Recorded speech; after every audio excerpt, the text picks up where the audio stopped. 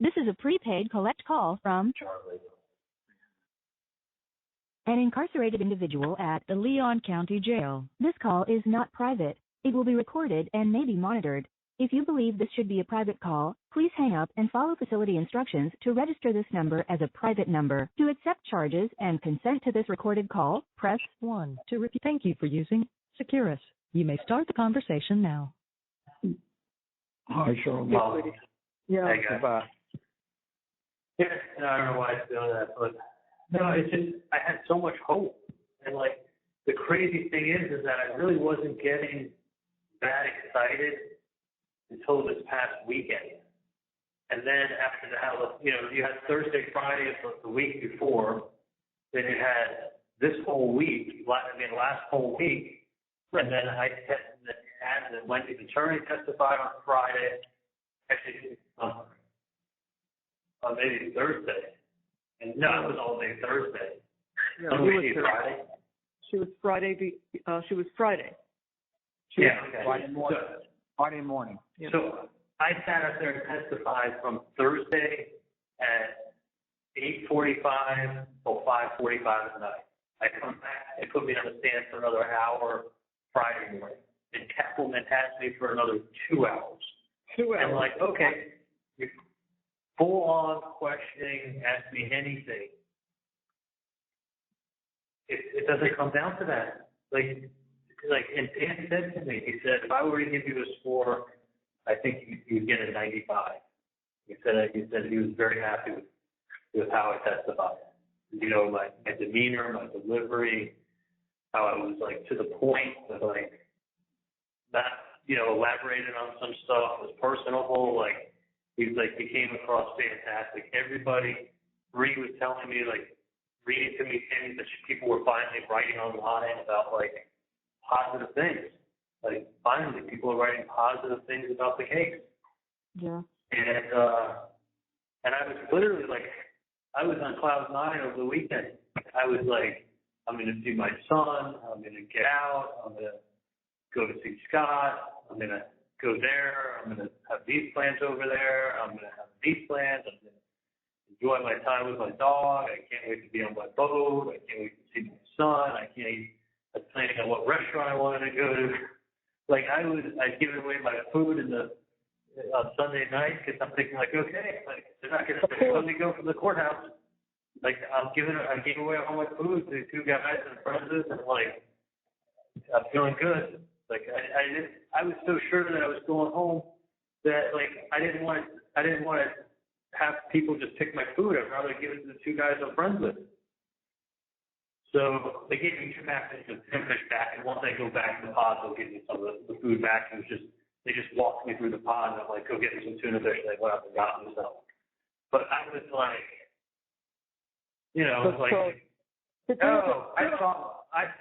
I was like 90%. People said he has an answer for everything because it's the truth. Okay?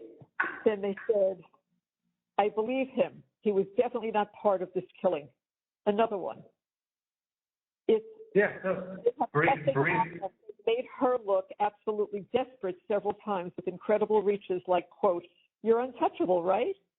She had to go to those kinds of traps because they have nothing substantial. He will walk. You may think he's guilty, but they haven't been close to proving it. And another one, if I were on that jury, there's no way I could say 100% he's guilty. The ex-girlfriend is totally unbelievable. She was shown to be such a liar. I mean, on and on and on and on. Well, Wendy's ex is not believable. Bree's reading me what they're saying. Like, Bree's reading to me what they're saying. I'm on cloud 9. I'm making phone calls over the weekend. I spoke to John Hader. I spoke to Mike Miz. I was like, just feeling great, thinking like everything is going as good as you could have hoped.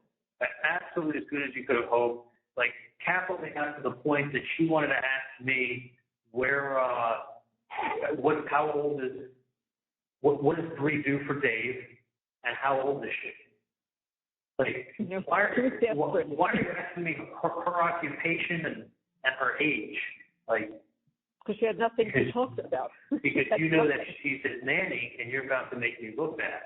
So instead I said, well, Bree went to college, and then after she graduated college, she worked for Dave, and she was 24, and I was 39, and that's the mother of my child. Like, I shut her up. Like, she didn't have anything to say about, how old is, she was hoping that it was going to be, oh yeah, she's a nanny and she's 17. And then she'd have another Georgia Catholic moment. Whoa! Did you get in trouble? No. No, she was actually 25, not 24, but it was like, it was, I felt when I was, honestly, Mom, I felt when I was on the stand and she asked me, what does Bree do for Dave and how old is she?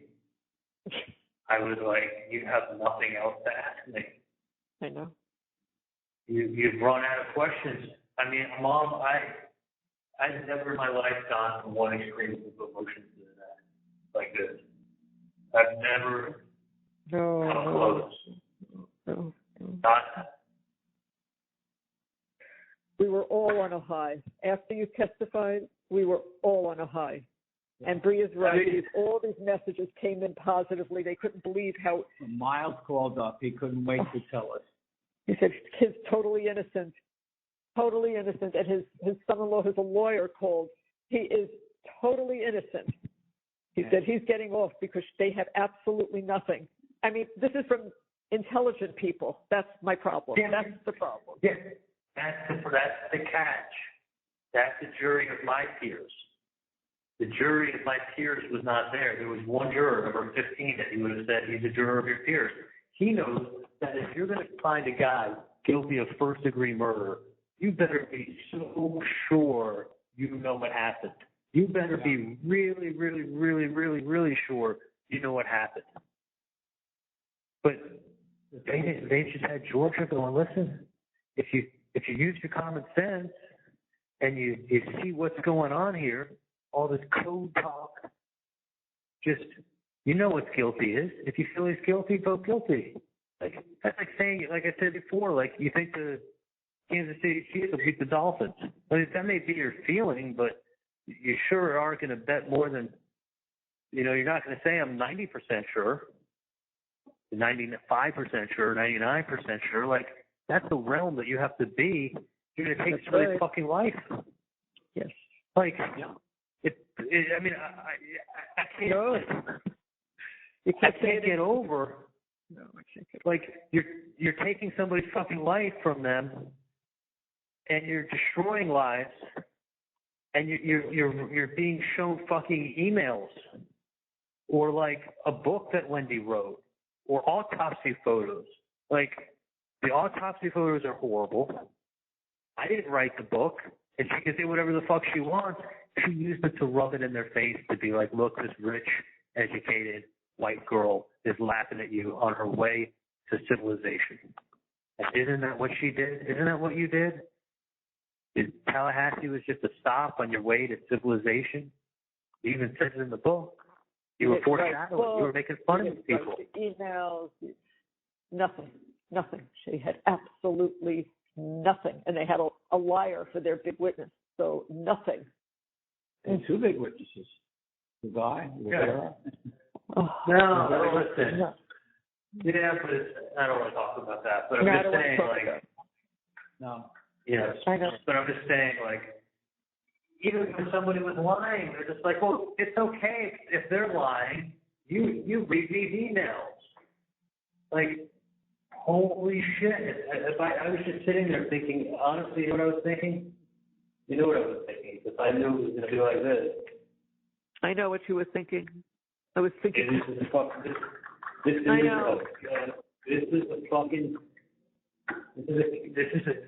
fucking TV production. This is a TV production she's putting on. So wow, everybody. Like, look at the audience and look at the TV production and look at Miss Tallahassee putting on her show. Am I like that? Like, Dan couldn't have done a better job He could have done the case 100 times up here. With an Adelson attached to the case, he wasn't going to. Yeah, I know it. He knows it. Yeah. Believe me. Heart and soul into it. He did. He is sick about it. Oh. Because I don't think Dan's blowing smoke up my ass when he tells me things. No. And he made it like, he's very straightforward. You know, and he dissected the case and broke it all down. He never planned on walking into a circus with a TV show. No, he did not. He did not. He was excellent. His opening with everything he did, his cross-examinations. I mean, he was terrific. He really was. Yeah, I mean, there are people he knew he didn't want to beat up on the stand, and he just let him go. There was nothing to beat him up on. Like, right. He didn't want to lose points trying to go after law enforcement. You know, like, okay, like he could have objected to some of the stuff Sanford was saying. He was just like, it makes us look bad if we're going after them. Meanwhile, none of that would have mattered, hon. None of that would have mattered. This was just the God's honest truth. The God's honest truth is that I didn't stand a chance. And it wasn't because of the evidence. It was because of the TV show. It was because of 2020. It was because of Dateline. It was because of the blogs. It was because of the podcast. It was because of the newspaper, the local stations, the out-of-town stations covering it, Court TV covering it, in a small-ass town, and you're an outsider from Miami, rich, white, Jewish. Holy shit.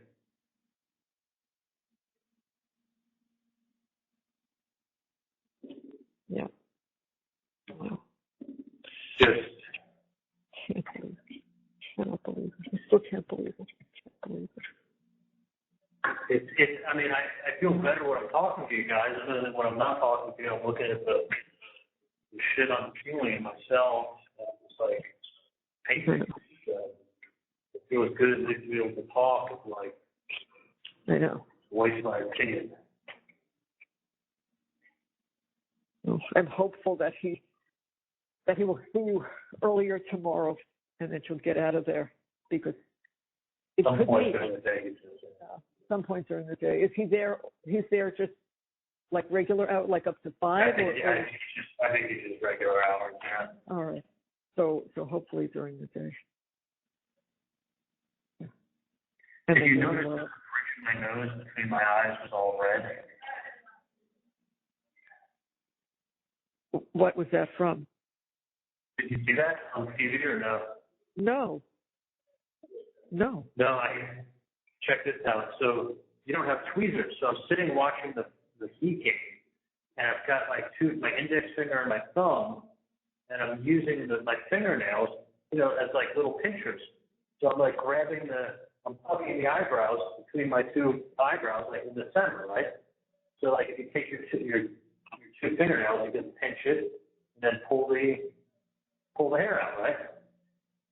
So I'm just sitting watching the Heat game doing that, and I must have had that on my fingers. It's being so fucking disgusting. And it looked like I was breaking out with like a pimple, another pimple, another purple, and it looked like a herpes virus. So I didn't put anything on it, just thinking it was going to run its course. But I didn't touch it or rub my eye. It literally scabbed up with like a really thick scab. I didn't pull the scab off, and it had the scab up in 2 weeks. It was the first week of June. I have permanent scarring between my two eyebrows. Like it's all, if you look at pictures of something, it's all red, right? You have that little scar, it's like all scarring up and down it. It's like real red. But it's also because the skin is so pale. I'm like ash white. So, but it's real red. This is from the cherry. The skin looked cherry red for like 2 months afterwards. I mean, people would come up and be like, "What happened to you?" I mean, it's still scarred, and that's from June, July, August, September, October, 5 months. And I haven't been in the sun, so it hasn't been sun damage. But You didn't see it. You didn't see it. Because okay, that's not the Democrat saw it. No. I didn't matter. I was looking forward to seeing Jerry, so I could ask my wife a little bit while taking my dog for a walk and going to get sushi and see my son. And like, you don't realize, like, I just kind of viewed being here like, yeah, I always say to you, this is like, you know, you're so strong, you're like, oh, you're so strong, and I'm like, as long as I get out of this, I'm fine. I'm fine with that by a year and a half. You know, I feel like as long as I get out of this, I'm fine. That's what you And said. I'm like, I did it every time, right? Like, as long as I get out of here, I'm fine. I did my 19 months in county jail. I'm fine. You know, I'm fine. And now it's like, I was so fucking excited last weekend. Bree sending me that stuff. Everything's going good. Dan's very, very positive. And it's like, holy shit, Monday morning came. And it was like, she gave a 2-hour summary, like that guy on the radio said. She put the movie pieces together for everybody. She put a masterful movie together. Like, yeah, this one's lying, but you don't need to listen to her. This one is backing him up with what it could be. You don't need to listen to him. Those are people involved in the case. Let's focus on this book. Let's focus on Ryan Fitzpatrick. Let's focus on what his sister said. Let's focus on text messages and emails. Like, Mom's talking about his dad's birthday present. You mean the fight made that day for? No, the birthday present. Big birthday present. You know, yeah, his birthday is in 4 or 5 weeks, and we hadn't picked out exactly what we're going to do for it. No evidence. Nothing. Yeah. Nothing. Yeah, well, usually like 4 or 5 weeks before a big birthday, you're really crunching down on the plans. That's pretty normal. You don't take a birthday present and stuff now. No. So Dan's driving back tomorrow. He's not going to. He was there today. I know. I saw him today. I saw him behind glass. I mean, the glass is like 3-inch thick glass that you can't hear through. I mean, literally, like someone can scream on the other side of the glass, you wouldn't hear anything. You hold the telephone, they hold the telephone, and you talk on the telephone and you look at each other through the glass. That's the attorney booth. So the attorneys can pretty much always come in here in the jail and see their clients very easily. It's just an attorney booth. So they don't have to have a bar. They get led into a booth, and you get led into the booth from the pod, and you're on 2 pieces of glass.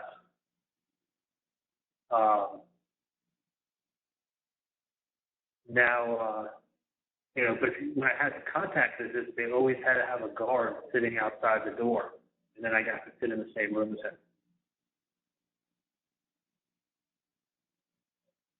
Yeah. So, I mean, we spent so much time, like, if I told you how much time we spent coming up here and, like, going over everything with me and making sure I was so knowledgeable. Any questions he had, which is, you know, he worked. I know how hard he worked in all this case. He told me that he's been working for 20-something years as a lawyer. And he said, I can honestly tell you I've never come close to working this hard on the case. Because usually I don't really start putting the work in until 6-8 weeks before. Because I started a year before in this case. I know that. Unbelievable what he did. Really and truly unbelievable. Yeah.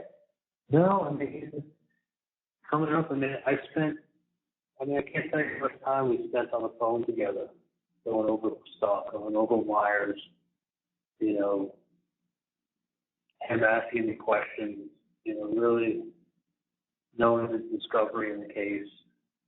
And you have to, because the 8 questions a witness, you got to be ready to refer to stuff and question them and cross-examine them right after. It's not like the state questions a witness and you get to do it the next day. You know, the state questions a witness and you're going up 30 seconds later. So, I mean, he was so I mean, not only was he so prepared, but, you know, he had Kate, and then he brought on, had the jury consultants that he got, like the best. Like, bringing out the best. This was not like, No. This was not like, oh, well, I'll take this case, you know, pro bono. I want to get my name in the press.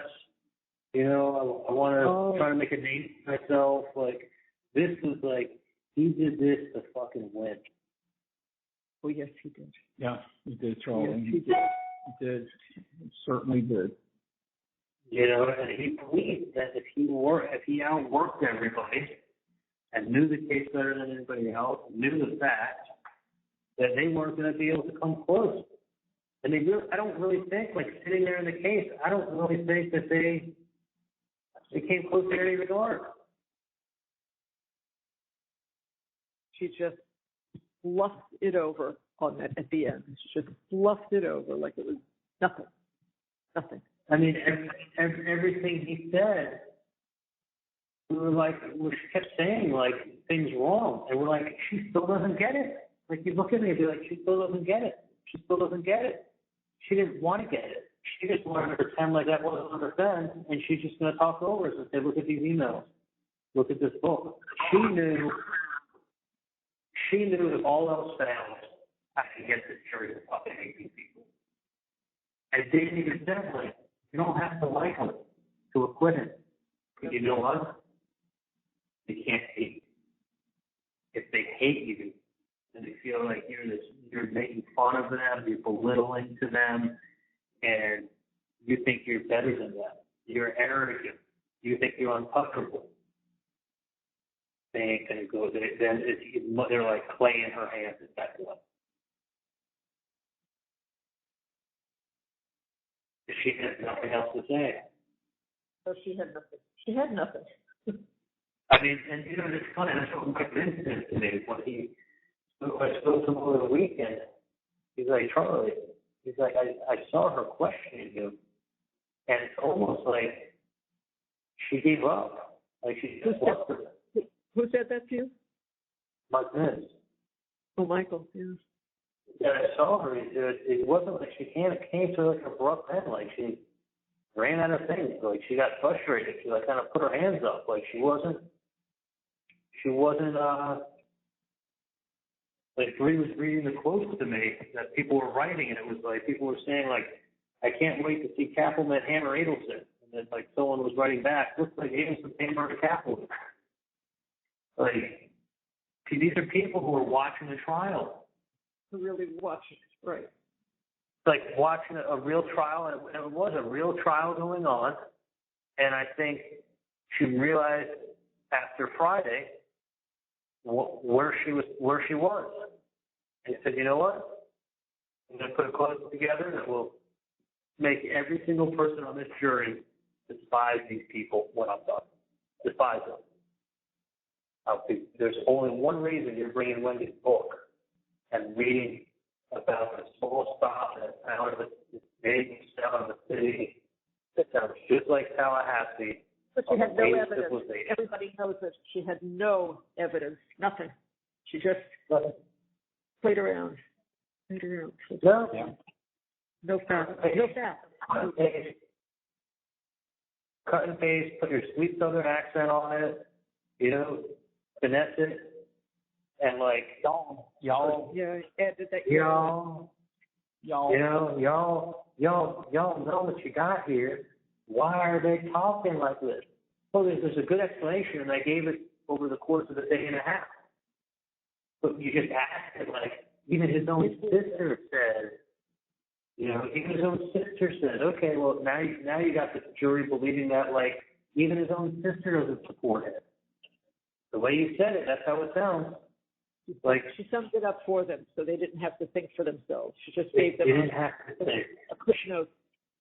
First, I'm going to get you to hate him, and then I'm going to give you a couple retard-proof clip note things to settle in your stomach. Then I'm going to show you some horrible photos and leave them on the screen. And let that soak in.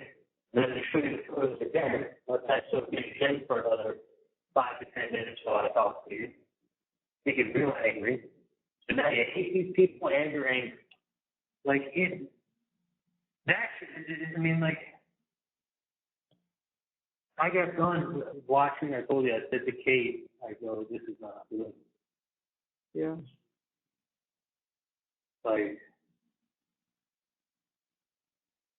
You know. I looked at Dad, he finished, and I said, who's she talking to, third graders? I mean, it was ridiculous.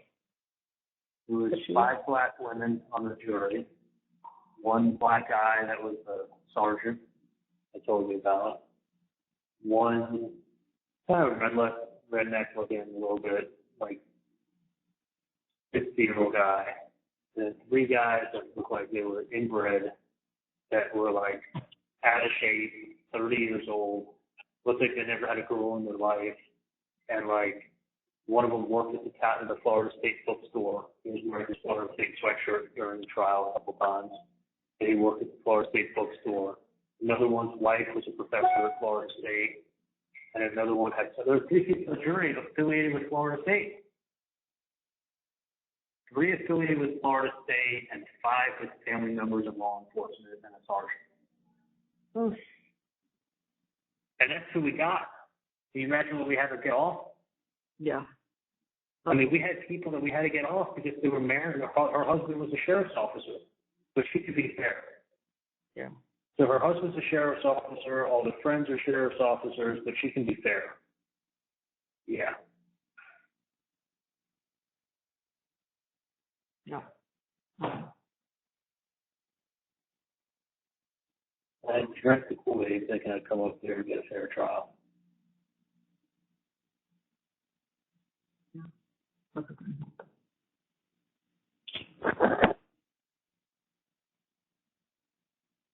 Wasn't going to happen. What's that? No, I said it wasn't going to happen, and I really, we all believed it would because you had the evidence and they did not. It didn't matter. And Dan explained it to them so well. Oh my gosh. You know, if you're in doubt, have to. Yeah. No, but Georgia made it so there's no doubt. I think that. So she's like, if you think they're guilty, you got to vote guilty. Like, you can talk to someone who really knows, has a brain on their shoulders, to go beyond a reasonable doubt on a murder one case. You have to be so sure you know what happened. That's right. And Dan explained that. It was clearly You have to be so sure you know what happened. Not like, oh, I think, or I'm like, if they knew what happened, they wouldn't be showing Wendy's book, trying to rub it in their face. You think anyone on the jury's ever written a book? It had nothing to do. Yeah. Nothing to She threw shit in there that had nothing to do with anything. Just as you said, just to antagonize, just to flavor it. It goes towards voodoo. It sets Mom. It's like throwing everything in a salad to make it give it some flavor. Like throwing a lot of shit on the wall and see what sticks. Yeah. Oh yeah. No, I was flabbergasted when I heard her say even his best friend Ryan Fitzpatrick. Oh, I know. When he said about even his best friend Ryan Fitzpatrick, I was like, "Are you kidding me? Are you kidding me? Where are you getting this from? Doesn't matter where she's getting it from. Pull it out of your ass and just say it. Doesn't matter." From him to me in 2014. Doesn't matter. You just called him my best friend. Now it seems like I opened up to my best friend, and then we had a falling out, and that's why I said what I said on the stand. Yeah. That's why I said what I said on the stand. And, you know, he was a friend that I opened up to. He was my best friend. No, he wasn't. And Dan also. Dan went after him. He did. He went after him. Oh, he tore him apart. But then it made it look like he was a friend that we had a falling out. So maybe we were really close at one time. No, I don't think, honestly, Charlie, I don't think they thought that. I don't think they thought much in general, to be honest with you. They weren't following that. They really weren't. No. That wasn't They were probably sleeping there. I'm like, you know, this is honestly like,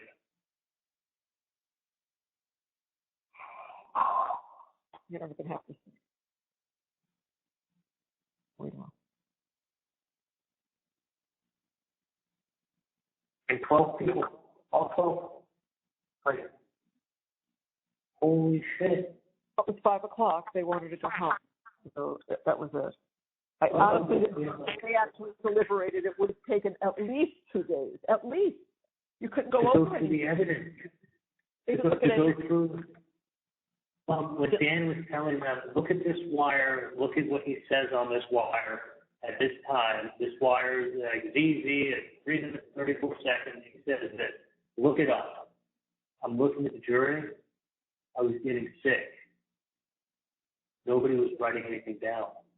No. He was giving them exact instructions on where to look. It's just to fast forward and go to this. Nobody gave a shit. They weren't looking it up. I mean, I was sitting there getting sick to myself. Then they bring me down to the cell. My hands are chained to my waist, and I got leg shackles on. I'm talking 1 o'clock, like 1:15.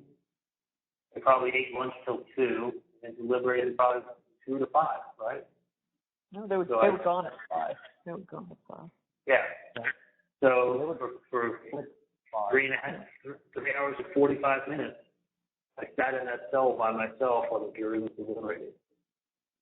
They didn't deliberate.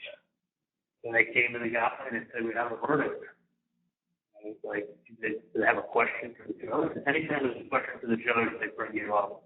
I go, did they have a question for the judge? The guy looks at me and goes, no. He goes, no, we got a verdict. No. And I go, can you tell me what it is? He goes, I can't tell you. And then I said, well, you have a verdict, could it be a jury?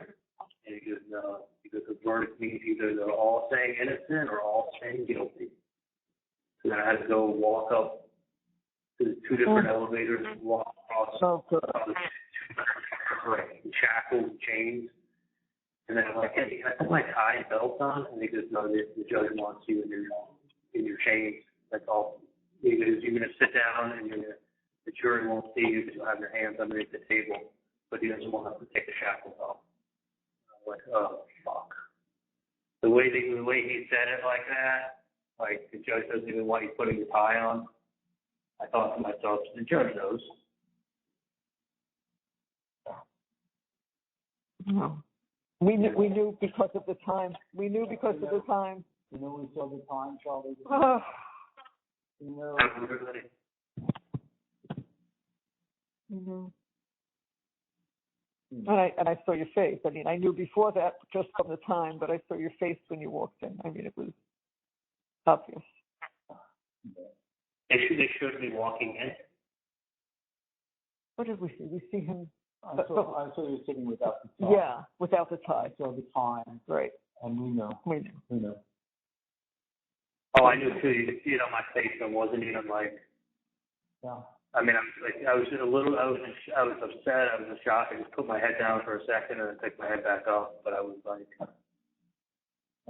it literally, in 24 hours, I went from feeling like I was ready to win the Super Bowl to finding out that I got cancer. I know. We were on the same roller coaster. Trust me, the same roller coaster. Everybody said that. We were getting so excited. Texts from people just telling us, you know, how good you were. And I kept saying to Mom, I told you Charlie would be fine. Yeah. I told you. Yeah. We already knew Dan was going to be great. I didn't know how you would be. Listen, I said, like, I didn't know how well I was going to do either. I mean, like, that was not rehearsed with Dan. I did not know anything he was going to fucking ask me at all. Nothing. I knew none of what he was going to ask me at all. He's like, the reason you can't know is because when Kaplan asks you questions, if you come off too good with me and you're not good with her, it's going to look like we practiced this. That's because right. you got it. So his answer was really smart. He's like, listen, if you have to know the case, whether I'm asking the questions or she's asking the questions, otherwise you're going to look really smart when I ask questions and really dumb when she asks questions. So you might as well know everything, and I'm not going to give you my notes. So I was nervous sometimes because I was like, I didn't know how I was getting it, how I was looking or how I was sounding. And then she got to me, and I thought I did really well. You did. You beat her up. You beat her up. Yeah. It was no, that's what people were saying. It's like he's hammering Appleman. Like, everyone's saying like great stuff. The people are following it are smart. The people on the jury, Mom. Oh God. And I hate to say it, but I fucking knew it. I knew, and I said it 100 times when I was in South Florida. The Tallahassee jury, the Tallahassee people, they're gonna fucking hate me. I'm gonna look like some rich white Jew coming from South Florida. I had no idea she was gonna put on a production that she did, but up until that point, I thought everything was coming to good. Until she totally derailed from like, don't listen to the evidence, just listen to what I tell you is the evidence. Even his best friend, Ryan Fitzpatrick, even his sister. Here, let me show you snippets of like cut and paste. Like, I honestly, I would have been so much better off. I know. Looking at it from a different perspective, if you know what I mean. I do know what you mean. Yeah. Like I hate, you can't live in hindsight, but I had some smart people say things to me. I really believed in the system, and I thought like it was I thought it was a winnable situation, and I thought it would come across, and I feel like it did. Like literally up until she put 2 hours of like a TV show on. Yeah. It did. Honestly, after that, because what she was showing was in black and white. She went away from testimony. She went away from what people were saying. She was putting her new spin on the testimony, and she was giving it like the Georgia Cappleman Blair. They want to put the kids in Nazi uniforms. Oh, people are fucking crazy. Oh my God. They didn't realize what they were doing. Stupid, yeah. Stupid, really stupid. You don't just take stupid and take someone's life away. Yeah. Like, I still can't believe I lost my wife, but I did wrong. I really did. I know it's not over. I know we're still going to play it. Let me explain something to you. It's the likelihood of something getting like Dan said. He said, you got to get an appellate lawyer. Just don't spend a fortune on them. They're expensive. You got to at least do it just in case. Yeah. To get something brought back on appeal, or maybe in 9 months from now, or juror writes or says something stupid. But he's like, this judge let a lot of stuff in. It's not like we have a lot of grounds to, I definitely didn't have ineffective counsel. You can either go ineffective counsel, blame the judge, or blame the jury. Other than that, the jury has spoken. It's very weird for me. Like, I'm fucking going crazy in my head, and this shit is set in cell, thinking like I actually thought I was going to get a fair jury up here. This was a fucking shit. Like, I never should have. When Enzo died, it should have been my side. Yeah. I should have. I know. Knew exactly what I'm saying. I know exactly what you're saying. We know. Things you don't have to say. I know exactly what you're saying. We both. It's like and now I feel like a fucking. I know. Now I know. Have you talked to Dan about this? Yeah. With the jury. Yeah. No. Trust me. Kate wanted to get up and leave while I was talking to Dan. He spent 45 minutes with him today. She was ready to go, and I'm like, she was up on the side. I could look at her. I could tell she was blushing at me. Dan's like, give me 10 more minutes. And I'm like, Dan, I know I'm repeating myself. I know I am. And he's like, it's fine. I'm like, Dan, you did a great job, but I should have. I said, told him what I really thought I should have done. Yeah. And I'm like, look, and you could have done this case 100 times up here. You were not going to win. And he said, not with that jury. Yeah. But that was with Josh Dubin helping us weed through the shit that was there. Yeah, that's all that was left. And the problem was we were using our exes to get people off that could not be on the jury in a million years. They were using their exes to get people off that would have seen what happened, seen my side. That's really like we should have gotten twice as many exes if we were going to play that game, because it wasn't, the people coming in were so tainted. To give us 10 and them 10 was a joke. We should have had 30 and they should have had 5. You know, I mean, you put the change of venue motion in, but I just feel like if they change the motion to a small town in the Panhandle, it would be the biggest event that ever happened there. It would be, it's on. I'm riding into the court in the morning. And Preston Scott is obsessed with my case. Yeah, and he has a lawyer that calls in, this mentor lawyer call in, and he's like giving the play-by-play and like giving his scenarios on it. And like he's obsessed. Every morning he talks about my case. We're driving in the transport van. And the officer's listening to Preston Scott. And I'm sitting in the van and I'm listening to Preston Scott and the lawyer talking about me. And I'm like, of course, my suit is all shackled up. And I'm like, this feels like a fucking movie. Like, and the only thing people know is you were convicted, Kappelman won, you lost. You lost just the way anyone else loses. But it's like, George said beyond a reasonable doubt. Like, if you use your reasoning and you think he's guilty, you're not guilty. Like, these people fucking hated me. And they used all this extraneous stuff of, like, when he advanced the worst and it was tumultuous. Well, most of the worst are. But, like, they made it out like,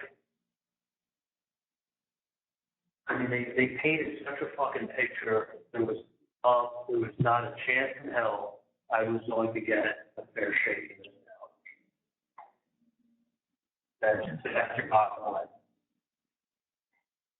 I want to tell you, we were where you were over that weekend. We were all where you were. Yeah, absolutely. Nobody thought anything different other than pretty obvious. I mean, he put on an amazing case. Charlie testified perfectly. It's done. He got it. Yeah. Everybody said the same thing. We were very happy. Really, you know. Like, what of these people, like, it almost should be like a do-over if you have such a bad verdict from, like, but it's the verdict produced by a prosecutor that brought it was able to bring in mounds of shit that has nothing to do with me. But it's enough to make you hate my sister. It's enough to make you hate my mother. It's enough to make you hate me. And it's one thing if they just hate you. It's another thing if they hate your whole family and they feel like you're shitting on them in Tallahassee. Miami people coming up here and really, really like belittling us, comic book. There's only one reason why Kappelman read that line from her book. There's only one reason, and it's to drive home the message that Wendi thinks she's smarter than everybody else. She foreshadowed her move in a book. She even wrote a book about the movie. She knew this move was going to happen. She even wrote a book about it. What was the name of that town, Wendi? That you refer to as a small stop in their plans on the way to civilization.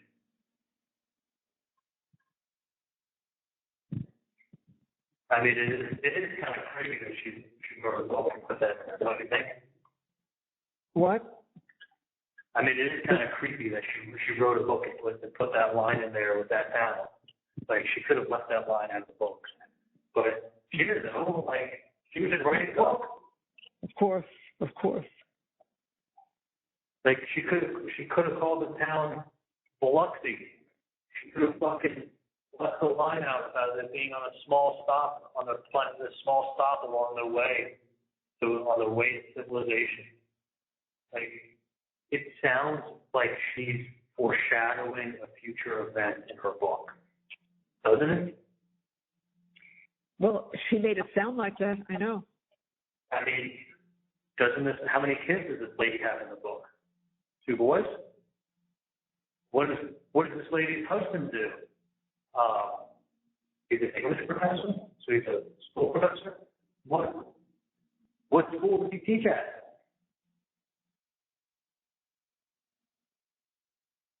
What school does he teach at in the book? I don't know. Do you know, Harvey? What's that? I don't know. Like, What school he taught at? I have no idea. What was that? In Wendy's book. I read it ages ago. So many years ago. I think it's North Florida State University. Yeah.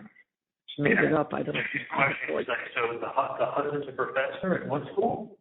He's at North Florida State University. And how many boys does she have? 2 boys. And what's the name of that town? Sounds just like that. And what we say is that it's just a small stop on the way to civilization.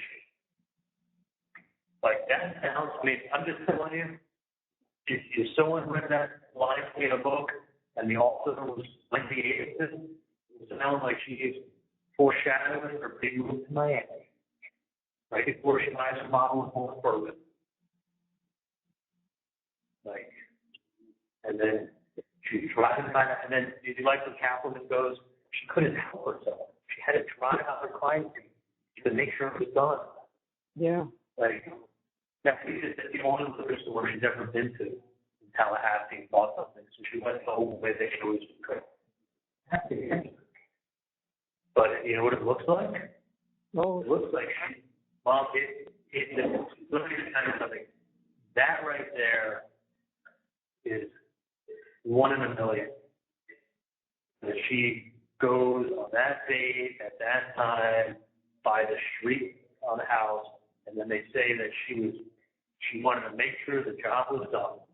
Right. I mean, those things like that. Listen, you can't dispute that she didn't take that route. She took the route.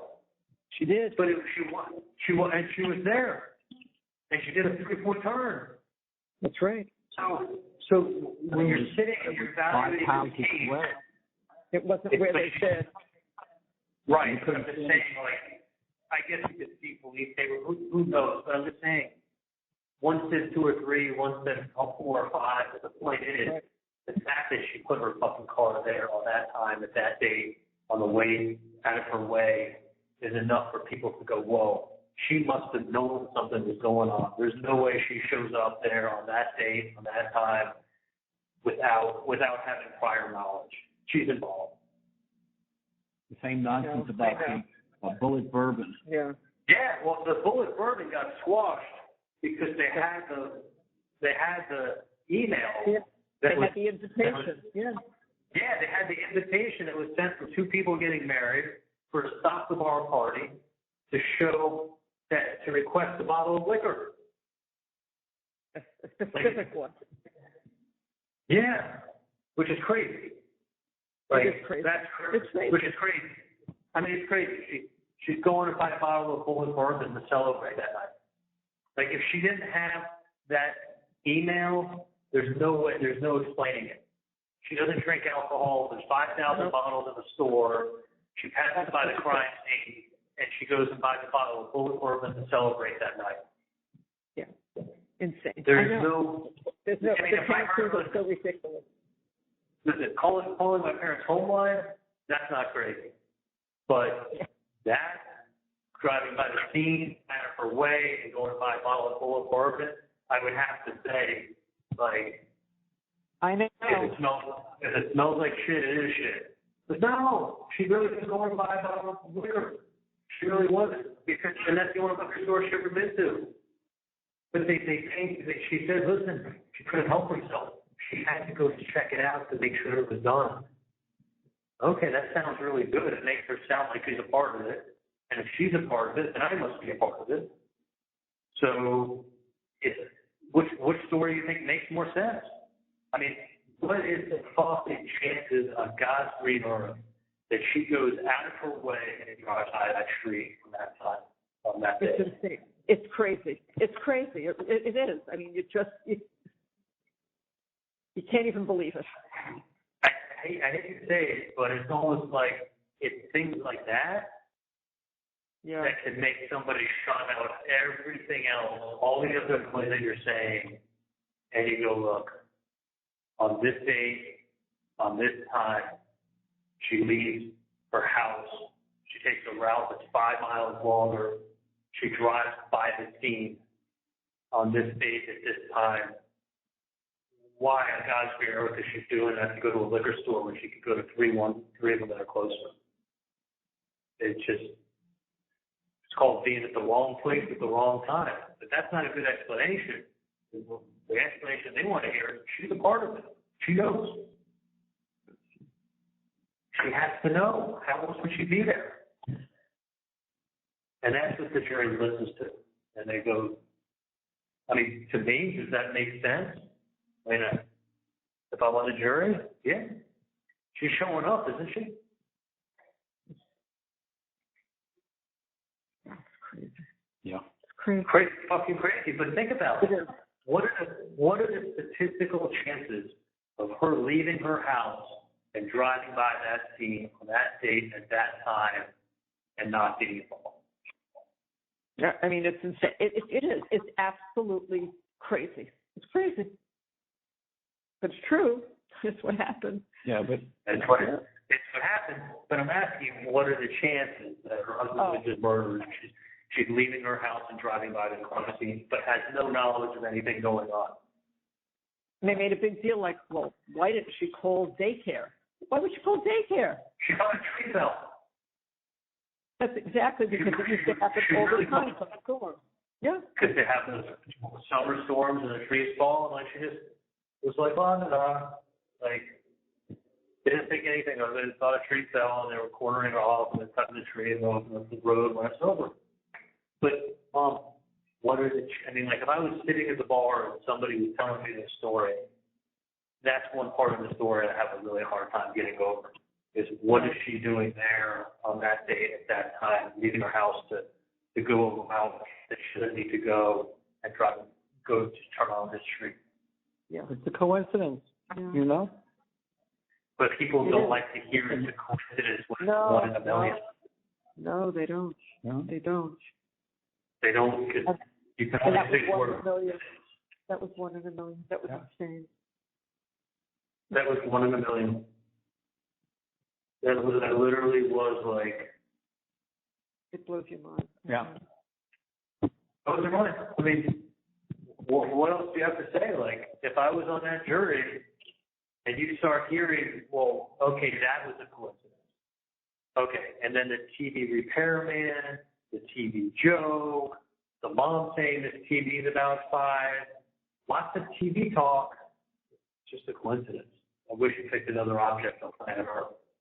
Other than the TV set to say it cost they wanted $5,000. We should just said they wanted $5,000. My response was they wanted $5,000. I mean, by the way, you didn't bring up TV until the third call. If TV was a really important code word, wouldn't you have said it in call 1? First call. Wouldn't you have said it in call 2? Well, you don't mention TV until call 3. That's what they don't get. Yeah. But when you put TV, three things surrounding that same TV, her hourglass TV, the TV costing $5,000, the cover shows up, and the TV joke, all revolving around it. What are the chances of that? What are the chances of TV showing up 3 times in relation to? They think there has to be a code about it, and they give it a code name. Yeah, they had a chart with all these code words. It's ridiculous. It's ridiculous. It had to be a part of it. Has to. Guess what? Had nothing to fucking do with it. Nothing.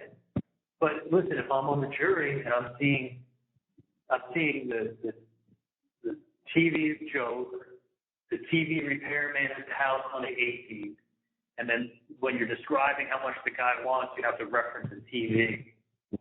Guess what? That looks really, it's a coincidence. But it's a strange coincidence because you couldn't take any other object. I wish I didn't have a repairman there.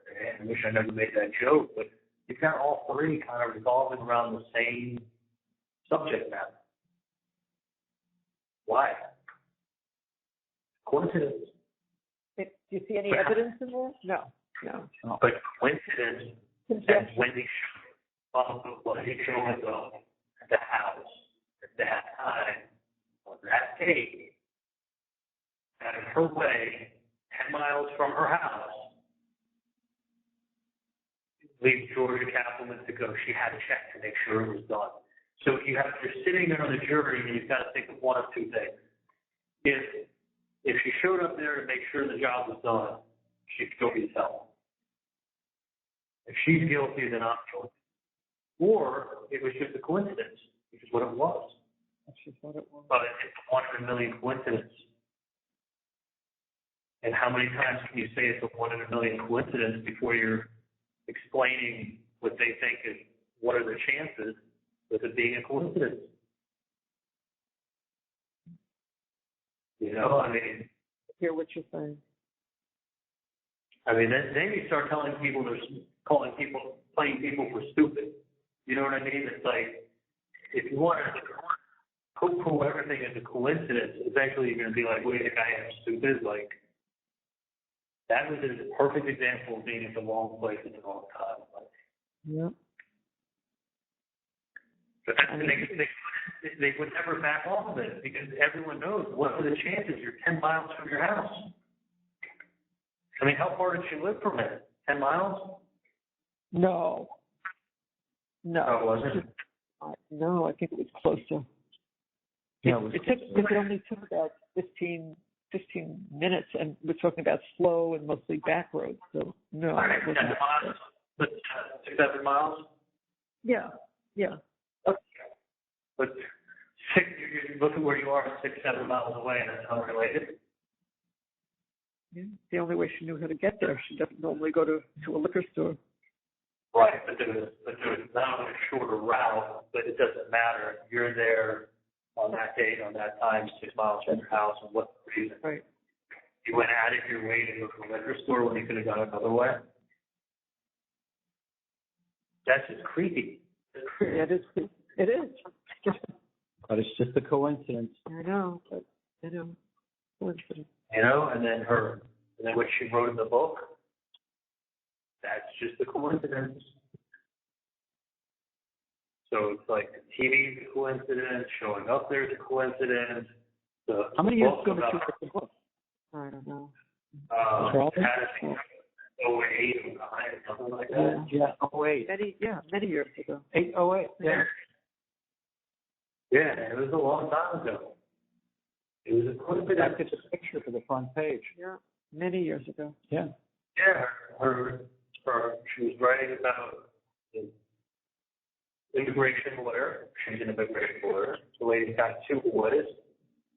She's got 2 boys. Lady's husband, school professor.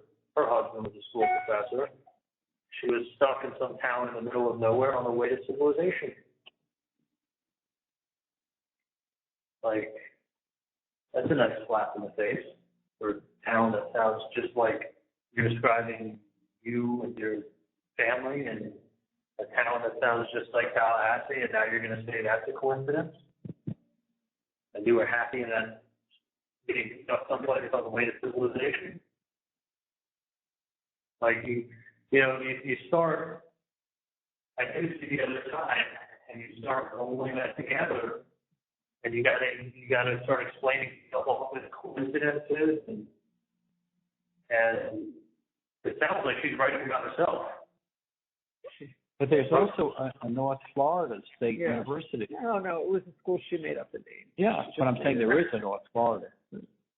No, there's a University of North Florida, something like that. But it was like North Florida State University. I mean, it was like one letter off from Florida State. Listen, she was probably writing a book about herself. You know, I mean, she was using her characters, drawing upon herself. But it makes it seem like she's just like shitting on Tallahassee, and then she's like giving them the middle finger on the way out and writing a book about it.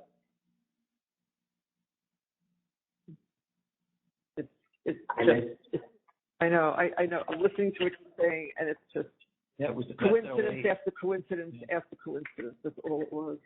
And it's a book with a line that she never probably thought about, and she just threw in there, like as an offhanded comment, because Tallahassee was a place she probably didn't really plan on staying. She never planned on staying. But like she's grown accustomed to it and was fine with staying. But like the way it sounds in the book is like she got stuck someplace on the way to civilization. The way it sounds when you're showing up at the crime scene, going out of your way, when you live 6-7 miles away, hard to explain. TV sets getting repaired on that day, the same TV set that I bought her as a joke, the same TV set you referenced when the Lion King guy wanted to extort me for money. You need to reference a TV set, like 3 TV sets in a row, all the same topic. Come on now. We're not stupid. Like, I kind of see, like, you're dumbing down coincidences. I mean, if she didn't have that email for the bullet bourbon. Oh, the invitation, yeah. If she didn't have that email invitation, that would look really bad, right? Well, you think she just drives by the crime scene and there's 5,000 bottles in the liquor store, and you buy the one that begins with, yeah, and you buy the only one that says bullet to go celebrate that night? Now you want to tell me that's a coincidence? You can say, Donna, that's a coincidence now too? Like, how many times do you want to give an explanation if that's a coincidence? It was. She got the invitation to prove it. 15 years ago, TV sets did cost a couple thousand. Family Feud, said what's the most common item that you could think of that cost $4,000, $5,000? People was in TV sets. Yeah. Not anymore, but 15 years ago, yeah. You probably bought your last set in 10. So, yeah, it happened. But it's kind of like when you start telling people, this is a crazy coincidence, this is a crazy coincidence, this is a crazy coincidence, that's really hard to start doing that with each fact that comes into the case. No, I know. I mean, when you talk about it and analyze it the way you are, you don't need to hear much else. I mean, when it told you how she felt in the book, thank God she had that invitation to email. Charlie, you're breaking up. Charlie? Yeah, I can hear you now. Hello? Okay. Yeah, I lost you for a second. I can hear you. Okay. I can. Yeah, but thank God she had that email. Without that email, if someone told me she drove out of her way, drove by the crime scene, picked up a bottle of bullet bourbon to celebrate that night, what would you say? She had to know. Of course. She had to know. Yeah. There's no way she couldn't have. She was going to celebrate that night with a bottle of bullet bourbon. There's 5,000 fucking bottles in a liquor store to buy. That's what she buys. Not a bottle of champagne, not beer, not rum, not tequila. There's 50 different kinds of bourbon. She buys bullet bourbon. I mean, it's so insane. I mean, you're right. It was the fact that she had it. The fact that she had it there. The one thing she buys in that whole store are the 5,000 items in our liquor store. Not Chardonnay, not rosé, full of bourbon. Because most girls like bourbon. Girls don't even drink bourbon. Girls drink a glass of wine. They drink vodka. Very few women are bourbon drinkers. This one is buying bottles full of bourbon as she leaves her house, goes out of the way, and passes by the crime scene. Why do you think they took a picture of it? Because they're like, holy shit. Yeah. It has to be. I mean, if she didn't have that email, and it was just someone who told her verbally to buy it, it would have been like, oh, I don't remember what I told her to buy. Yeah. Like, thank God she had that. Without that, they probably delivered it an hour less. I mean, it would have been like, it's everything's a coincidence. TV Joe, TV repairman. And by the way, you know why a repairman is the world's worst alibi? Why? Half the time you schedule a repairman, you schedule them from 12 to 1, from 9 to 12. They call them and schedule, they bump you to the afternoon, where they cancel on you. You would never have an alibi for a repairman. I mean, how many times do you have a repair scheduled or delivery, and they call and cancel or change it? Sure. They give you a window. You know, if they showed up at 9, they could have been left by 9:30. Like, my point is, they can also call you at 9 and say, you need to come at 1. Like, I mean, what did she need an alibi for? Yeah. But it kind of all fits in with the unluckiness of you saying TV was 5. And by the way, it was such code. As soon as you say the TV is about 5, I'm like, they wanted $5,000? Like, I can give a shit about what the TV 5 means. But I'm like, I blurt out exactly what I'm trying to make sure you're saying is. I'm like, that's crazy. You know, and like, you don't mention TV till the third call, yet it's so important. So basically, if I didn't call you back a third time, I wouldn't have gotten that magic code word. You know, if you dissect it like that, it makes sense. Yeah. Yeah, I would have missed the code word if I only called you twice.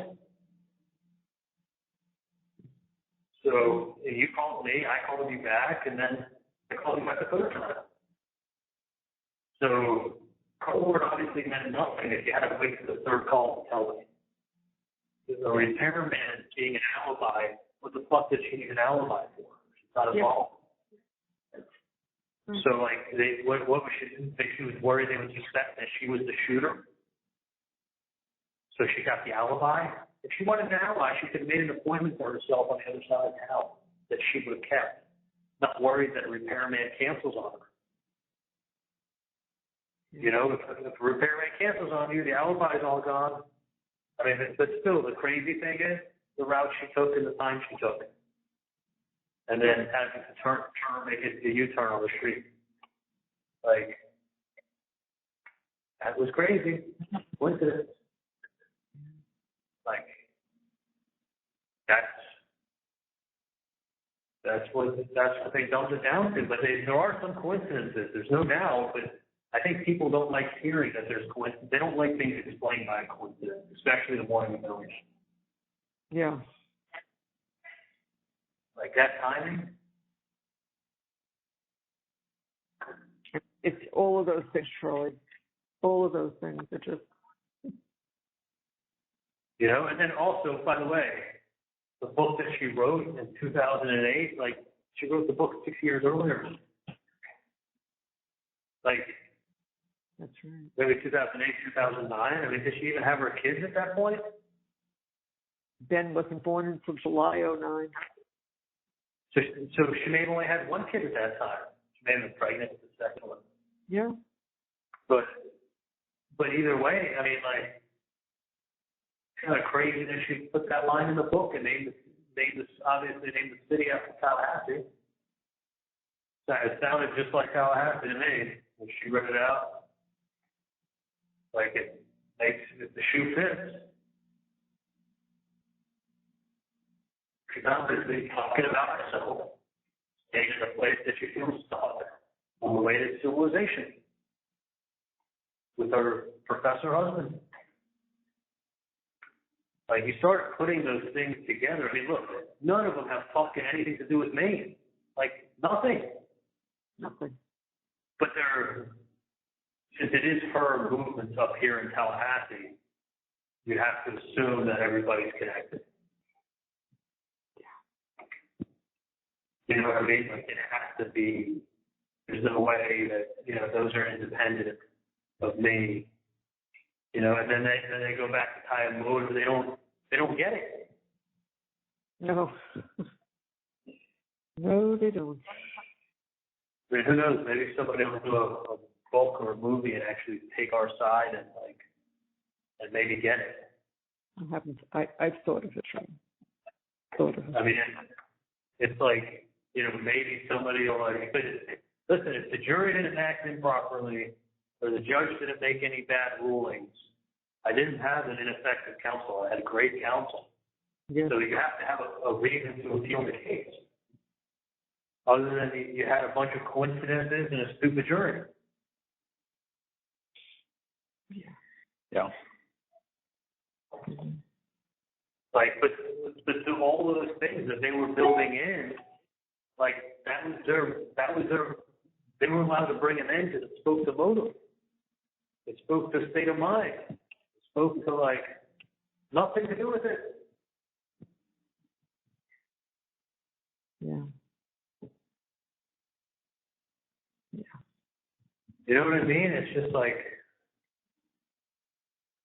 it's so crazy that it's you can't even imagine that it's real. I mean, it is. It's just so crazy. Yeah, no, I'm here, and I'm like, I literally never, especially after this weekend, in a million fucking years, like I was basically almost like in the best. I didn't feel like I was in jail. I literally like was in such a good headspace and was like, went and played basketball with Too Tall. I hadn't played basketball with him in months. And I'm like, come on, I'll play a couple of games and give it a shot. You know, giving my foot away. Yeah, I never played sports. I gave my foot away.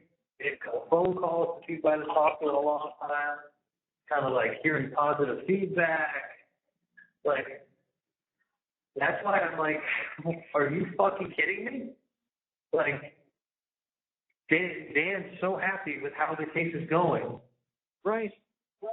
Like, saying to me each step of the way, okay, if I knew, if you asked me a week ago if I was going to be in this place at this point in the case, would I be happy? He goes, I'd be ecstatic. And then, like, literally, like, after I testified, he's like, we're going to win this case. We're going to win. I mean, when they did their opening, he wrote on a piece of paper to me with a marker. He writes, "We will win." Yeah. And then Kate, like, look, the worst you're going to do is a hung jury. The worst you're going to do is a hung jury. And I'm thinking, like, look, we had a good jury consultant, get good people. Dan's an awesome closer. Like, we're going to be kicking some ass and closing. It's, you know, he always says his strength is closing. His strength is closing. And now it's like in a fucking suicide. Blood on the walls and shit on the ceiling. Literally, feces all over the place. The sergeant said they're going to clean it after I get out of here tomorrow. She's not touching the walls. Like, blood splatter, literally shit on the ceiling. But, like, trust me, touching nothing. No. But, I mean, talk about, like, a, holy shit. Like, I'm like, this is not like a small thing. This is worse than getting cancer. This is a lot worse than getting cancer. No, I got you. Like, I wish I got cancer instead of this.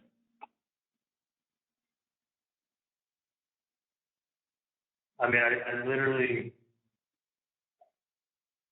and Dan was like, look, I mean, I'm telling you, Mom, he wouldn't have written on a piece of paper that he will win. He was that sure. He's a lawyer. He goes to court. He knows the facts. He knows the cases. Yeah, I know. Like, Everyone I spoke to who's in that profession or just smart people all said the same thing. Say, oh my God, that's it. You got it. Done.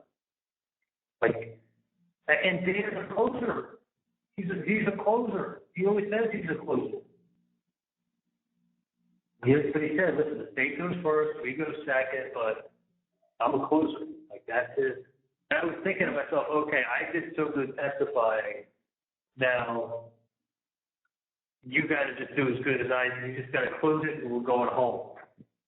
Yeah. And, like, I was, like, this never, like, that's the case and everything. I was, like, hoping it wasn't going to be a hung jury. Yeah. Yeah. That's what Dad said.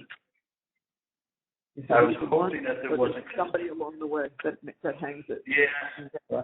Never. Thinking, like, But I knew are we when they. It comes back so fast. Oh, gosh. When they had, I was saying to myself, you know, I really hope it's not like my favorite Greek God. They'll do it again. Maybe they won't. If I get like 9 people voting for me, like really thinking that, like holy shit. It's unfathomable. Yeah. It's not. Just not. I'm funny, like talking to you guys like this helped me out. Good. That's good. But, I mean, honestly, Charlie, I know you say, you know, what are the chances, but that's what Dad and I have to hold on to, that there's a chance. And so we are, because we have to. And you just have to think in the back of your head, you know what, there's a chance. In the meantime, you got to deal with what you're dealing with, and we're gonna do anything possible. You know that. You know. I know. It's going to be a year and a half to 2 years for an appeal, just so you know. Yeah. No, I do. I do. You know, a year and a half, 2 years for an appeal. Like if you got a new trial, it would be 6 months after that. It's it's a long fucking process. And to get a new trial would be, in this case, a fucking miracle. And guess what? I just had a trial. Like, it was a circus. Can you imagine the circus that it would be if they brought me back? That's why I'm like, talking to you guys for the last hour has been helpful. Good. You know? I hear you. I mean, it's just that you put a case together. And yeah, you did. You exactly explained it really happened. well. Exactly what we happened. were on cloud 9. We were. When I thought it was so smart of Dan to say to the judge on Thursday, I've got another 45 minutes to an hour. Well, he only had about 15 minutes with you on Friday, but he didn't want you to be tired out cross with you on Thursday. I thought you got an hour on Monday. On Friday? No. It wasn't slow. Okay. I felt like, but I'm. You know what, Charlie?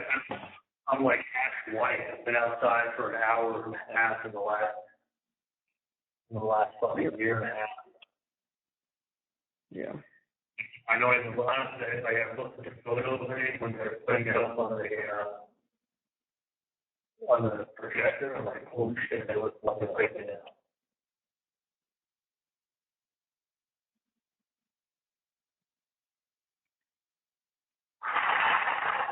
Right.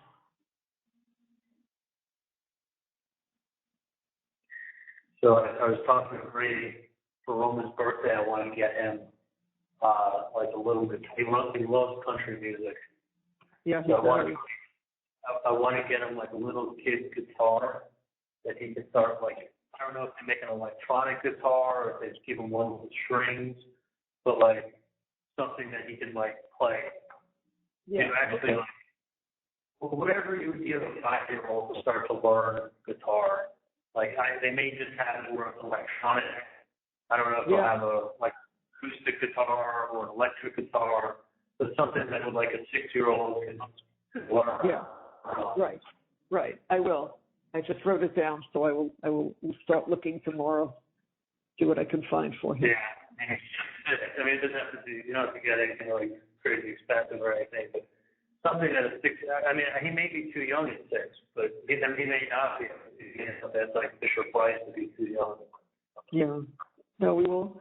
I'll see what they have, and I'll talk to Bree about it. So I'll get exactly the right thing. Yeah, I told her I wanted to get him that. He loves music. Yeah, he does. Yeah, he does. Okay. It sounds like a good idea. It sounds like something he would enjoy. Yeah, we'll work on that tomorrow. Yeah. He said something to me tonight, but like, yeah, we'll get together soon. Oh. I'm better now. I just cry. Every time I think of him, I literally just start crying. It's the one thing that, like... I know. Okay. It's you know, like, look, you guys are parents, you know, but, like, having a young kid, with 6, the older kid, being here is fucking hard. I know, Charlie. Believe me, I get it. Yeah, I understand. Honestly,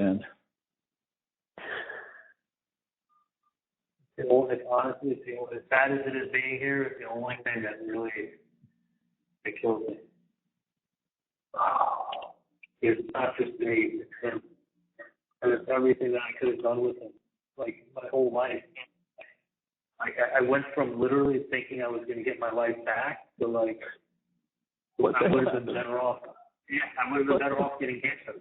Like if you gave me a choice between like getting cancer and maybe having a 5-year survival rate, maybe not, and being where I am now, I would take cancer and maybe having a 5-year survival rate and get there right now. Without a question in the world. Not even a question. I know, Charlie. I get it. Not even a question. If you said you have a 50% survival rate for 5 years, do you want to take that or do you want to be where you are? Not even a question. Not even a thought. Like, the Dan was so optimistic. You don't understand. Like, I could see you wrote in ink. Like, when we were sitting there next to each other, the trial's beginning, he had this big win. He wrote to me like, we will win. Yeah. I mean, he's never won in his entire career with the status, with anything. Like, I can honestly tell you, I've never been as obsessed or worked as hard on a case. He's been to me many times in my entire life. He's like, you don't get to trust me. I constantly am talking to other lawyers. I'm talking to you know, other lawyers, other people. I'm always asking, you know, his buddies what they think. He's asking, you know, the guys who ride a bike with him what they think. All different levels, I know. Tons of levels. And you know what? It goes down to the one thing I fucking always said, is that the Tallahassee jury is going to be, it's going to be a different story. They're not going to give me a fair shake up here at all. It's going to be a shit show. It's not going to be real. It's going to be a kangaroo court. And it was exactly what I said. But you know I said that. I do. Remember me saying that? Like, you don't understand. Like, it's not they get an Adelson up there, they would go out, they would charge my dog. My dog doesn't stand a chance up there. And I honestly didn't even know all the stuff in the media and the news, because I really tried not to look at anything. But just the little taster that I had, and that was years ago. Like, Kate was like, Charlie, this is global. I mean, Tallahassee's never had a story like that here. So they put on a fucking show for that last 2 hours that night. I saw it and I was like, put it this way, if everything they were saying was true, of course you'd be there. But it wasn't. It was a bunch of fucking lies and like cut and paste and like none of what she was saying was true. And this guy on Preston Scott is like this Catherine who brought it home. It was almost like a made-for-TV movie. She put it all. It was like a TV production, watching how she put the whole case together. The problem is she's putting a bunch of things in here that are just merely coincidences. But it's hard to explain stuff as a coincidence and get people to follow you. No one wants to hear the word coincidence too many times.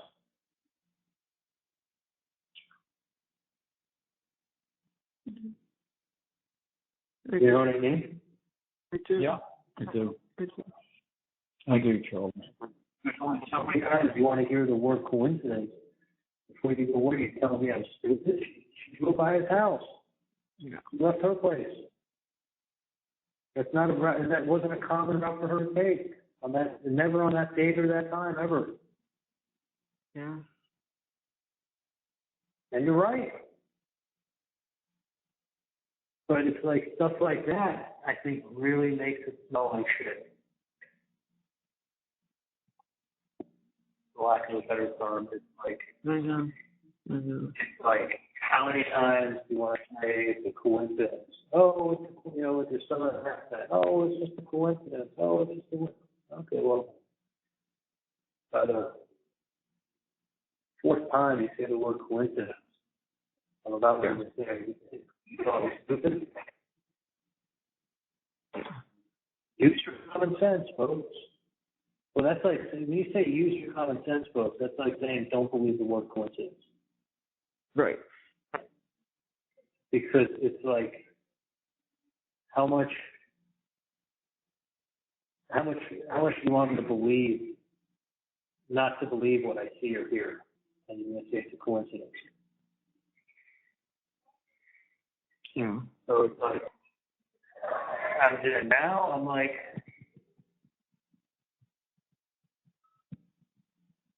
now what do you say?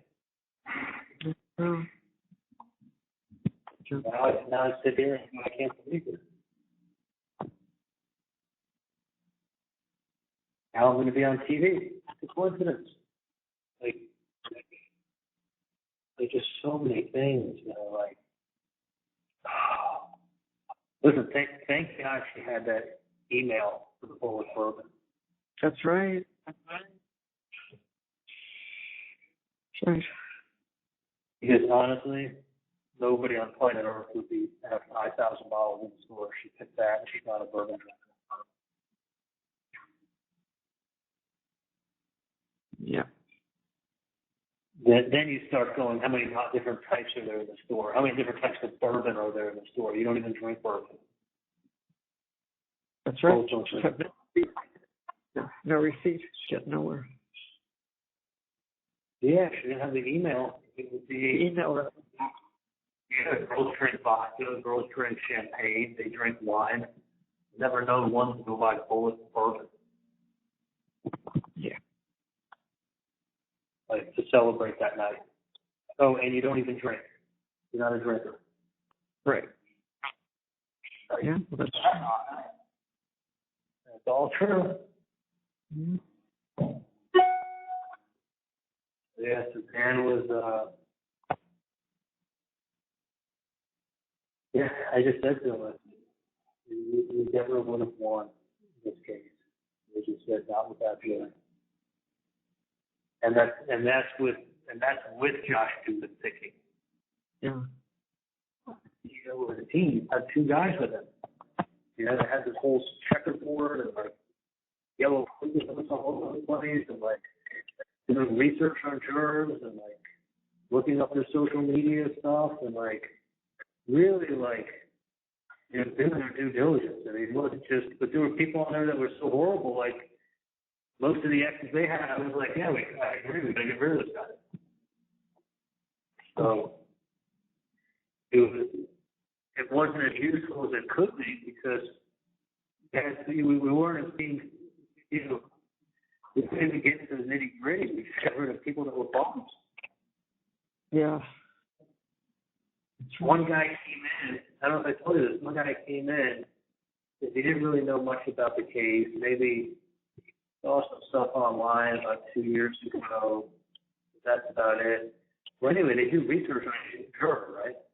This guy posted on his Facebook that he wanted to kill Sigfredo Garcia and thought it would be a good idea. Oh, my God. 3 months ago. Well, he just got done saying he didn't know much about the case. He was lying to get on the jury. And he was like a nice 70-year-old guy who was saying all the right things to get on the jury. Next thing you know, he's fucking posting about it in his post, on his public post on his Facebook a few months earlier. If we weren't reading that, we never would have known. That's right. If he didn't post about it, we never would have known. He would have been on the jury. So he got struck for cause. They called him back in and they asked him, have you posted anything online? Have you posted anything on Facebook? And he confessed to it, but we showed it to the judge before we brought him back in. First time through, he was like on his age, 70-year-old, nice guy, and he was all about like not knowing much and treating me fair until we realized he's obsessed with the case. He was there on closing arguments. He started coming to the case to watch. So Dan's like, look, we got rid of what we got rid of. Right. But I don't think that was, these people were being honest with us that are on the jury. As far as what their knowledge was or their opinion of the case or their exposure. I mean, we had 5 people on the jury who had law enforcement in their family. I don't know how that's allowed. Honestly, I don't know how they could allow that. Listen to this. Someone comes in, they ask them a whole bunch of questions. They could say they know about the case. They could say they think I'm guilty from what they know about the case. And then they ask the person, well, do you think that you could separate yourself from those thoughts that you had when you came in here today and follow the rule of law and not hold any preconceived notions you had against Charlie Adelson and then treat him fairly? People would go, yes, we had to keep them. And I'm like, Josh Dubin was like, well, then he would ask them, like, okay, you had this preconceived notion that he was guilty, and it was in your head. Now that the judge tells you got to treat him fairly and block everything out, where in your head do you put those thoughts that you just came into the courthouse with just 10 minutes earlier? And a lot of people are like, no, you're right, I can't separate those thoughts. I don't know where in my brain I can put them. I mean, they're going to be in there somewhere because I had those thoughts coming in. Those people, we were able to strike for cause. But if someone came in and they said, I've read the Tallahassee Democrat, I watched TV, I know much about the case, yeah, I thought he was guilty, but listen, I can be totally fair, I can follow the rule of law, I can listen to what the judge tells me, I can obey the judge's orders. Well, they just rehabilitated themselves, and they're fit to serve on a jury. And then they can come in and say, well, my husband works for the sheriff's office. Do you know any other law enforcement officers? Yeah, like all his friends.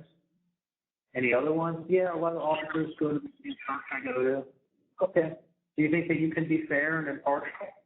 Absolutely. I'll listen to the judge's instructions. Okay, sweetheart, you make it to the next one. Yeah. No, I mean, it doesn't preclude them from serving on a jury. They could be a police officer. It doesn't preclude them from serving on a jury. But if they answer everything right, they don't get struck for cause, then you have to use one of your exes on it. But what you worry about is when people lie to get on a jury pool. Yeah. Because now they're important. Now they can write a book. Now they got a story to tell. Now they can go do an interview and tell what they were thinking when Miss Kaplan was presenting it and bring it all home for her. I mean, listen, aside from the coincidences that they say are evident, they're not evidence. That's a fucking coincidence. But they don't look at it like that. Yeah. They look at a coincidence and they're like, you're going to tell me I'm stupid. I mean, think about the ones they named. Wendy's book, traveling down the street at the wrong time, wrong place, bottle of bullet bourbon. Yeah. The TV 4. Yeah. And then the way it sounded in that book sounded like she was writing her plans and putting them to paper years before she carried them out. Rather than talk about what the book was actually about, which was about illegal trafficking. Right. It doesn't matter. I just read you 2 lines from the book and asked you a bunch of questions about her professor husband, her 2 kids, the town that they were stuck in that sounds like Tallahassee, and it was just a small stop on the way to civilization like Miami. Those are your words, aren't they, Wendy? Yep. Did you have something in mind while you were writing it? Like, those 4 things are like, one you can explain away. Listen, the bullet bourbon's easy because you got the email. Without the email, that would be the hardest one to explain away. Yeah. But you got the bullet bourbon, which is very easily explainable, but the others aren't really. No, they're not. I mean, it sounds like a very cunning, intelligent author foreshadowing her move from someone who's getting stuck in the town that sounds just like Tallahassee, with a school that's name sounds just like Florida State, from a town that sounds just like Tallahassee, with her 2 boys and her professor husband moving away. The next one is, but that's, That's just saying how long ago it was. Well, she must have had it in the plans that long. That makes it even worse. She's been planning this a long time. And then the fact that she leaves her house and drives 7 miles and goes out of her way and drives by and does a U-turn on that street, that's a crazy coincidence. The book is crazy foreshadowing. The TV code is crazy code talk.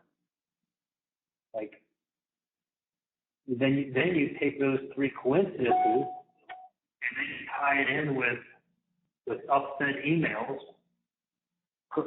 calling them curse words and Nazi uniforms for the kids, and it sounds like an unhinged lunatic is upset. Then you got check number 2. And it's like, then you go ahead and you throw an autopsy photo up there for 10 minutes in between all those coincidences. And then you start talking about her divorce and about how she was really hiding how much she really hated Tallahassee. And like, you got people hating you at that point. And Dan said to them, like, you don't have to like him. You can dislike him to quit him. But here's the problem. You throw all this extraneous bullshit, coincidence, crap in the pot of soup. And then you start taking snippets of other things. Those snippets start carrying a whole lot more weight. That's where she got it all. That's how she tied it all together with coincidences. Because you can't explain a coincidence. She had a little help over the weekend because she was dead in the water on Friday. Oh, yeah. Dead in the water. Everyone knew it. Yeah.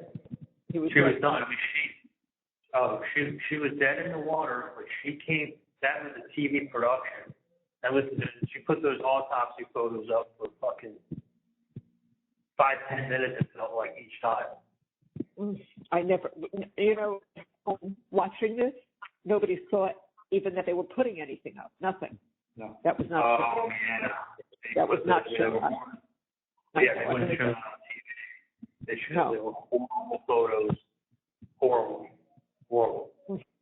And she put it up, and she just let them, I mean, it's just like on a 10 by 12 projector, bright screen, right in flat in front of it.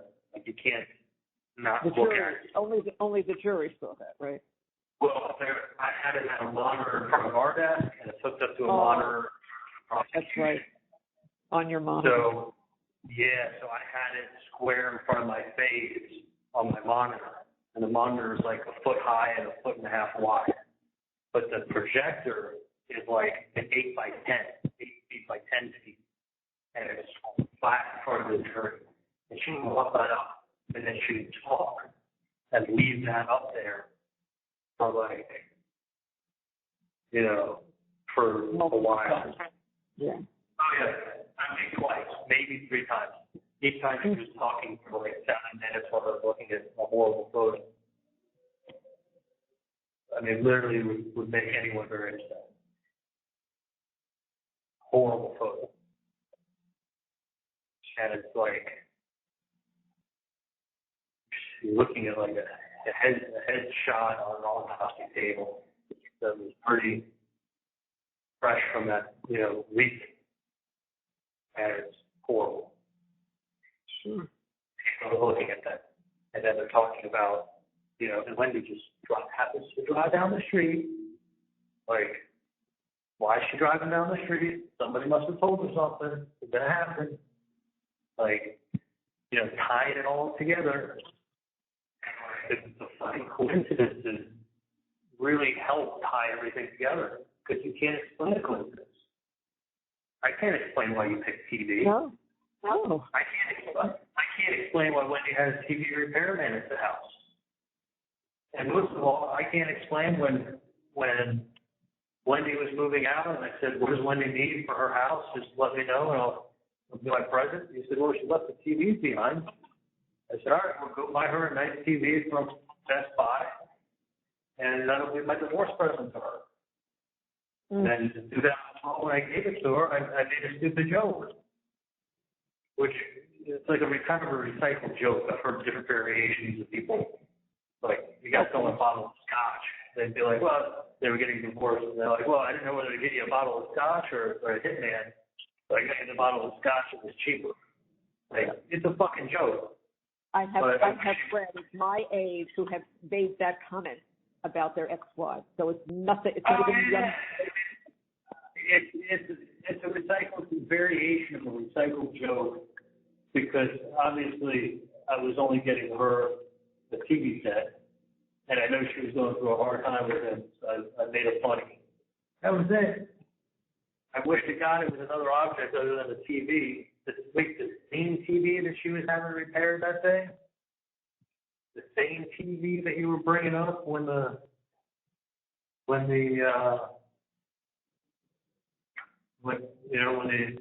Latin King member was extorting you? TV. They'll tell you it's a coincidence. Like, that's like someone saying you're stupid when they keep telling you a coincidence. But you can't explain it. Because you can't explain a fucking coincidence.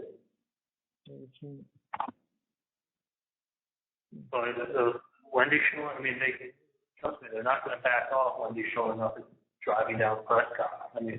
Which is asinine, because if you think about it, if someone hired a hitman, wouldn't the furthest place on the planet they would be is the crime scene? See, but these people were so stupid. That's such an obvious answer, such an obvious thing. But what Kappelman said was she couldn't help herself, but then to go find out it was already done. She couldn't help herself.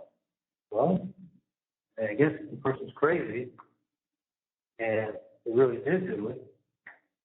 Okay, well, maybe she couldn't help herself. She wanted to go see if it was done. Could be an explanation. Like, she did show up. That's an explanation other than saying it's a coincidence. The other person saying the word coincidence, you got a kind of an explanation. Like, she couldn't help herself. Like, it's sounding creepier as you're putting it together. Like, You know, and they laid groundwork with the book, the emails, the fucking TVs, bottles of bourbon. Like, I think all of this was just help tie bullshit facts together, combined with her saying that people said things they never said, was spectacular. If what she was saying was true, it's very believable. But what she was really honestly, like, and that's how I was feeling while I was watching it. I was thinking, like, shit, if what she was saying was actually true, I think it makes it easy to convict me. But it's not true at all. It's not facts. She would stand up there with witnesses that supported her fucking story.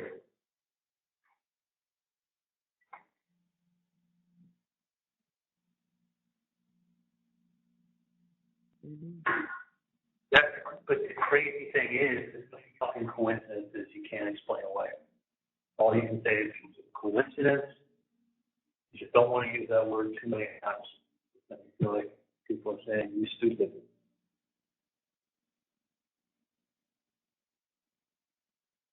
So, I got 2% on my phone. I can talk to you guys till time. I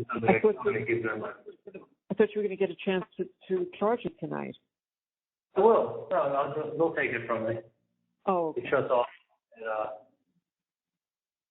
I probably got another 15 minutes of that. But I don't know, Mom. I literally feel like I was going from winning the Super Bowl to holy shit. I've never had a letdown like this in my life. This is not just a letdown. This is like. No, I was just going to say it's not a letdown. Believe me. I know it's not a letdown. It's not a letdown. This is like a fucking nightmare. Like a letdown is like when your plane gets canceled and you get stuck in the airport. Yes. Like, you know, something doesn't go your way and you go get a, you know, you'll reapply or get another job or you get fired. Like, this is like, holy shit. This is like, yeah. This is insane. No. I know. It's insane. Like, yikes. Dan was pretty upset. Oh my God.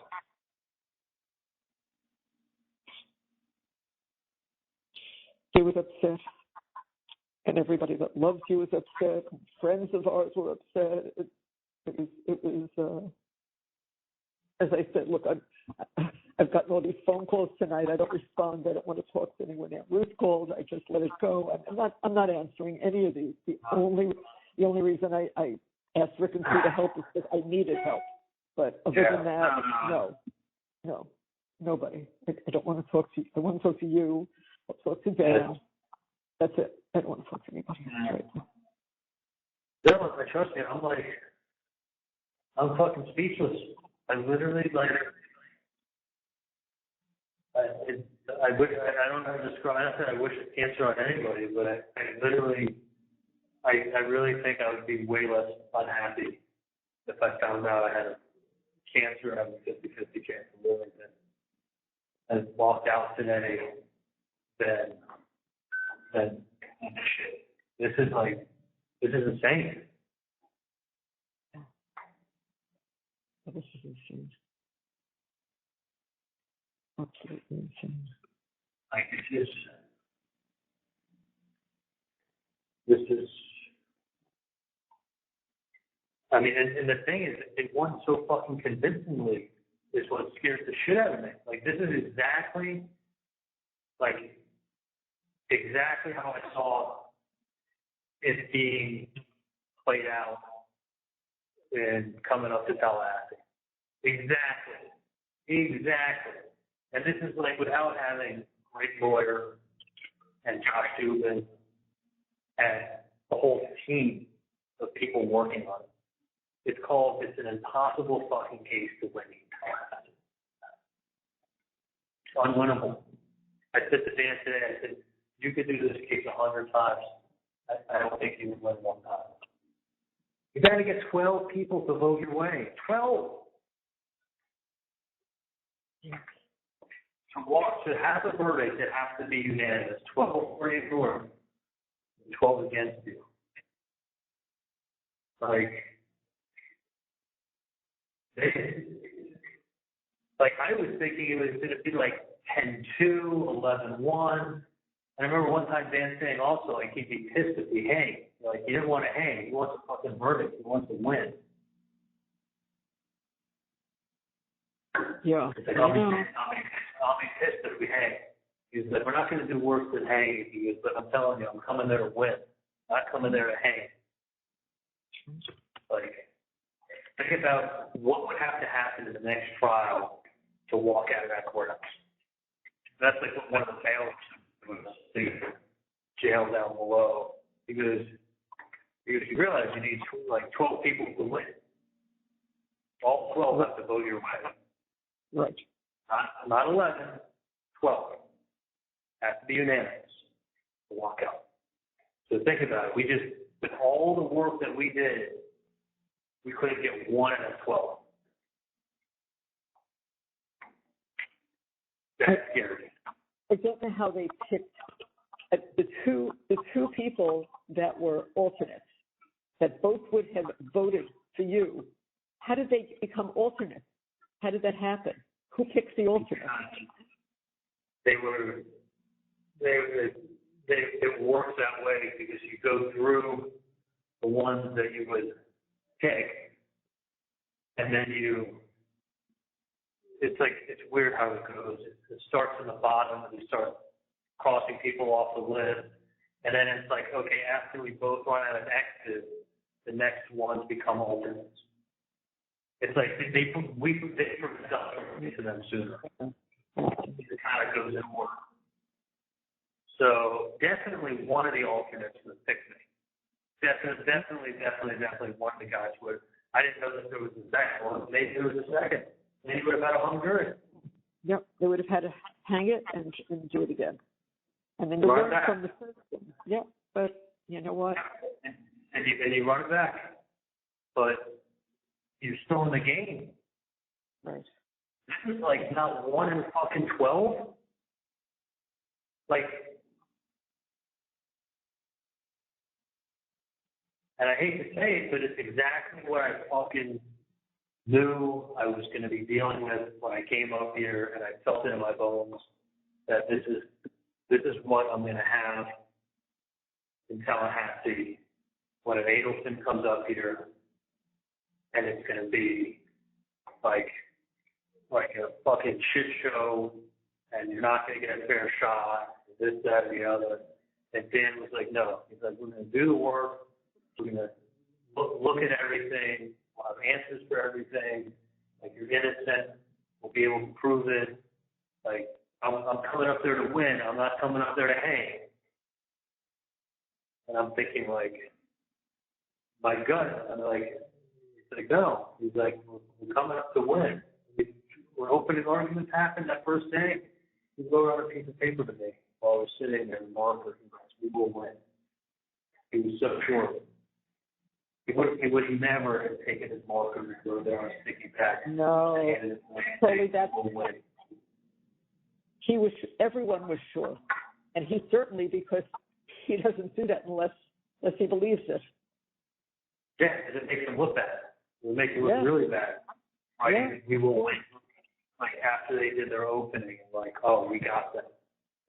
And then as the case was going, I said to him, I said, how, it was Charlie, if you would have told me what he said to me, like, after Friday, is if you would have told me we'd be where we are today a week ago, I would have been ecstatic. That's after, 7 days of trial testimony? Yeah. So we did Thursday, Friday, then Monday, Tuesday, Wednesday. Then I testified on Thursday, testified on Friday. Wendy's divorce attorney testified that, like, no, these things were not a big deal to Wendi. They weren't a big deal to me. Like, and I said, Dan, how are we? Because Charlie, you had told me after 7 days of trial, we'd be where we are today. He was very, very happy. Because I was ecstatic. He said, "You're ecstatic." Monday comes. What the fuck Like happened?